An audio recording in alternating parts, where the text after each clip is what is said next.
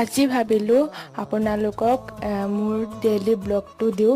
প্ৰথমতে মই শুই উঠাৰ পাছত বিচনা পাৰিলোঁ। তাৰ পাছত মই এগিলাচ গৰম পানী খালোঁ আৰু গৰম পানী খাই মই গা ধুই আহিলোঁ। তাৰ পাছত মই ভাত খালোঁ। ভাত খাই কেনে কলেজ যাব ওলালোঁ। মোৰ চেনেলটো ছাবস্ক্ৰাইব কৰি দিব প্লিজ। আৰু এতিয়া মই মুখখনত লগালোঁ এটা বেবী ক্ৰীম। মই সদায় বেবী ক্ৰীমে লগাওঁ আৰু লগালোঁ ছানস্ক্ৰীম। লটাছৰ ছানস্ক্ৰীম মই ফ্লিপকাৰ্টৰ পৰা আনিছিলোঁ। চাব পাৰে, এয়া লটাছৰ ছানস্ক্ৰীম।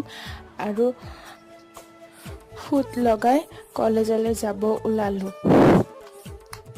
আৰু আজিৰ মিনি ব্লগটো এইখিনিয়ে।